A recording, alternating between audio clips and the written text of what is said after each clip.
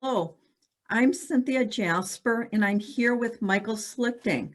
Michael is a project assistant, and I am a professor in the Department of Civil Society and Community Studies here at the University of Wisconsin-Madison. We conducted a study focused on transportation accessibility for the disabled in an aging population, moving Wisconsin forward by creating a more inclusive community.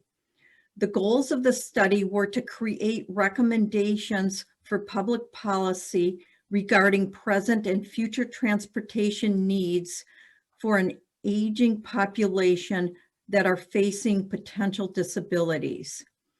Michael, please discuss the methods, findings, and implications of the study. Hello, everybody. As Cynthia mentioned, my name is Mike Schlicting. I am the project assistant on this project. And once again, this is a great opportunity. I'd like to thank the Thompson Center for helping support this because one of the struggles for Wisconsin is an aging population. In fact, the baby boomer population has continued to be a very large component, up to 24% of the population of Wisconsin. And as time goes on, this demographic is getting older. And with that getting older, there's potential of developing ambulatory disabilities. And that's really what this research is about, is how do we anticipate the needs of this very large cohort in Wisconsin. So what our research did, we did the quantitative research, which included everything from looking at Bureau of Labor statistics, the U.S. Census data, and then also data from the current population survey, which is a federal database, and the American Community Survey, to try and give a picture of what is the most at-risk population within Wisconsin. From there, we went to qualitative studies, where we'd identified 4 individuals that struggle with ambulatory disability and evaluated how we can adjust our current transportation system to better meet these individuals. And again, in anticipation of a baby boomer demographic, where we might be looking in the future by 2040 over 1.5 million Wisconsinites who might have the same struggle.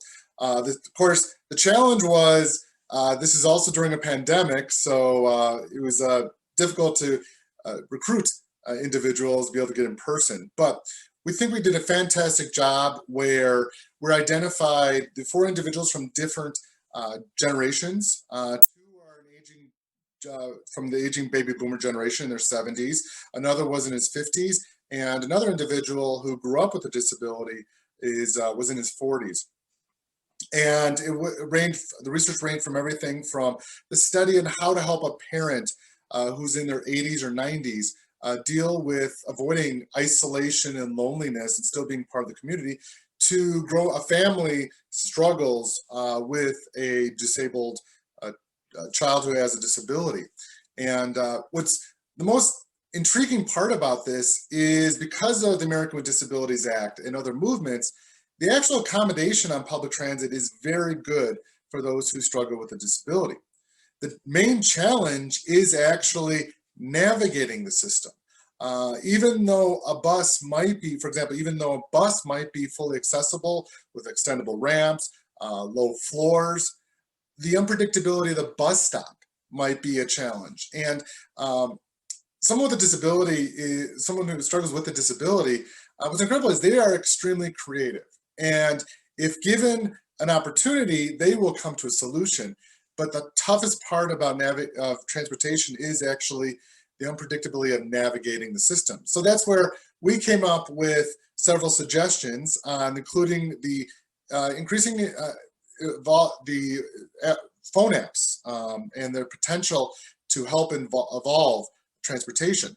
In the future, we might be looking at on-demand buses, for example, where someone with a disability could notify the transit agency or a bus driver they'd like to be picked up, and the bus driver ahead of time will modify their trip.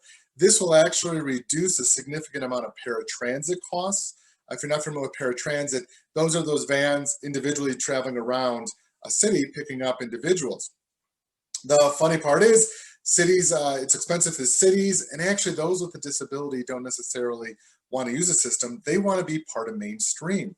So, so we're looking at that phone apps, and we're looking at part of our research was a discovery of something as simple as snow removal and ice removal from a bike path, and letting users know the status of that, especially in Wisconsin's winter climate, is tremendously valuable to someone with a disability. And again, the overall goal of this is, as this baby boomer generation ages, to prevent them from being isolated and from being able to be a part of the community. It might just be that they want a job to bring in a little extra income. And transportation is so pivotal to that.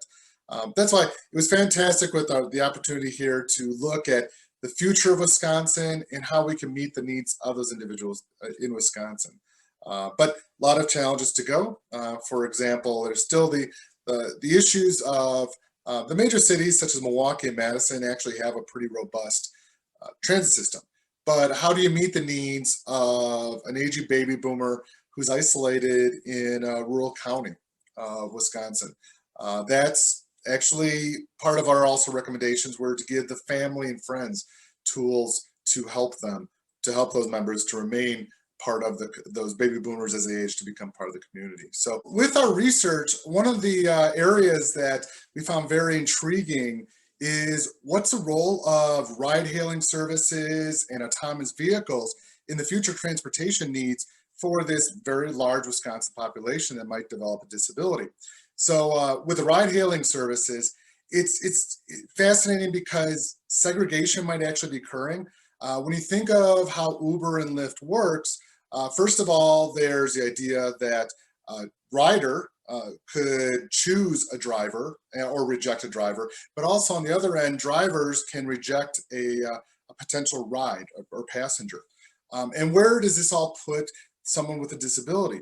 Well, there's several different challenges. One, there's no way for someone who has a mild disability, saying need a cane or a walker, to communicate with the driver about those needs. So that ends up to being a surprise. And then the driver also has to assist. You have to remember most Uber and Lyft drivers stay in the car. So there's a role of that. But then also once drivers are able to make the decision, do they want to handle someone with a disability? That's a big question of where that would go. Because there's many, from a driver's perspective, there's many limitations. Someone who, for example, might own a minivan with a lift or a ramp. Some of the research we did with college students in an online survey actually said able-bodied riders would turn down a vehicle that was offered that was handicap accessible. We didn't get into the details about different reasons, but there's actually a disincentive. We found out that riders might turn down someone who's offering a handicap vehicle. On the flip side, for handling someone with a disability, a driver, there'll be extra time in loading and unloading, as well as special skills that are needed.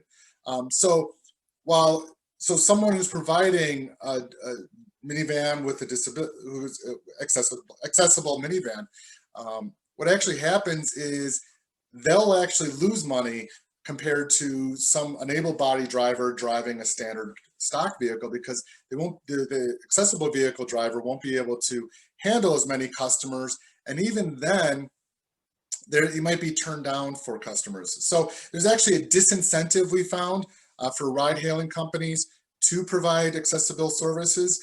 How the companies today get around it is they claim they're platforms, that they're not transportation providers.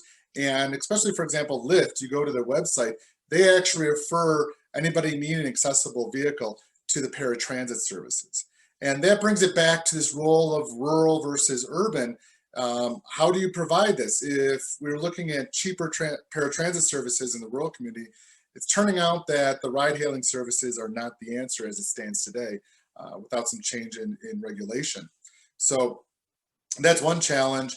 And then on top of it, now there is a WAVE program from Uber, but that's very limited to major cities. For example, LA and San Francisco are the only ones. They don't exist here. And the WAVE program is to address this issue. But the ride-hailing services, it's very disconcerting, as we found that public transit systems across the United States are making ride-hailing services part of the transportation mix. And that brings up autonomous vehicles, which was another fascinating aspect of this research, because in a lot of ways, there's the attitude out there that once AVs, for short, come out there, that they'll solve the transportation issues for those who aren't able to drive. Well, the first step is we're not even close to that technology. Tesla loves to tell you that, oh yeah, the autopilot system will be able to drive for you within years. But the truth is there's levels of autonomy. 0 level is where the driver does all the direction. Think of this as the dumb car. But in level 5, 4, and 5 are autonomy, is where you no longer need a driver's license because the vehicle is completely automated. Today, the challenge is we're only at level 2. So you can see that the technology still has to evolve tremendously in order to get that point where someone without a driver's license can actually use an autonomous vehicle. But according to our research, what we even discovered is there is no regulations outside for accommodations for those with a disability. Most of the AVs being developed today are being designed for the private market, and therefore don't have to meet ADA requirements. So even though there might be a category 5 autonomous vehicle that someone could buy and rely on for the transportation, it won't be accessible. So that's a challenge.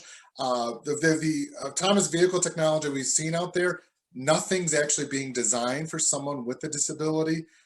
For example, there was outside of Denver, there was a closed track system, and all they did to make the vehicle accessible was actually put a flimsy ramp. No one with a wheelchair could actually navigate in the vehicle or any accommodation. And then on top of it, when there's no human assistance, that leaves an individual with a disability on their own. So while with our research, while autonomous vehicles were a major focus, it's actually not going to be the solution that we're all expecting. And again, going back to the rural situation in Wisconsin, we have a few major cities, but a large amount of the older population is in these rural areas where they risk being isolated.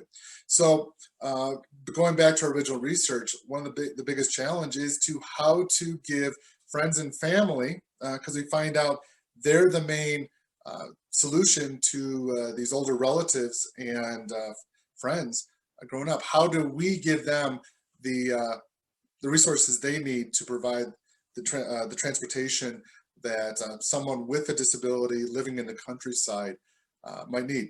There is no easy answer. Specifically in the rural populations, it's actually come down to the local taxi service that provides it. But this is going to be a huge challenge for Wisconsin with no easy answer. It was a great experience. Again, thanks to the Thompson Center for their support in this work. And I'll hand it off to Cynthia for us from concluding remarks. Thank you, Michael. The more we can assist people with disabilities, the more likely they may be employed and be integrated into our society. Thank you for all your work on the project. And we also want to thank the Tommy G. Thompson Center for Public Leadership for their generous support over the course of the study. Thank you.